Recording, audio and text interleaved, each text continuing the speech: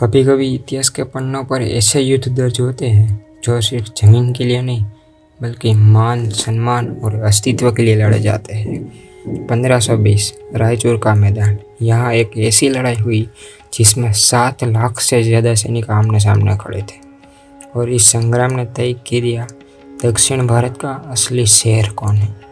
कर्नाटक की धरती, एक तरफ विजयनगर का महान सम्राट श्री कृष्णदेवराय, दूसरी ओर बीजापुर का सुल्तान इस्माइल आदिल शाह।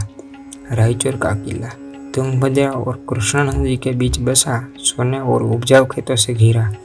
जो इस किले को जीत लेता वो बन जाता दक्कन का बादशाह।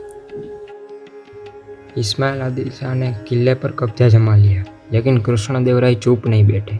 उन्होंने 7 लाख से अधिक पैदल सैनिकों, 32,000 से ज़्यादा घोड़सवार और 500 हाथियों के साथ युद्ध की तैयारी की।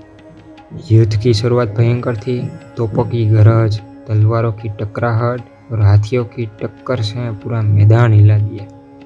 लेकिन बीजापुर की सेना ने भी जमकर मुकाबला किया। उनके कमांडर सलाबत खान ने राय पर सीधा हमला करने की कोशिश की, पर यह एक हताश लेकिन बहादुर प्रयास था।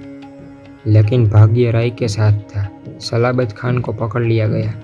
उनकी सेना घबराकर भागी और अपने ही शिविर को छोड़ नदी में कूद पड़ी। विजयनगर की सेना ने पीछा किया और तबाही मचा दी। इस बीच पुर्तगाली कप्तान क्रिस्टोवाओ डे फिगुआरेडो 20 मस्कटियरों के साथ पहुंचे।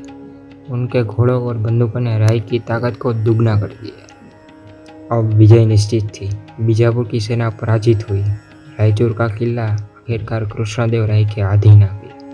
यह जीत सिर्फ एक किले की नहीं थी, यह थी विजयनगर की शक्ति और राय की रणनीति की विजय।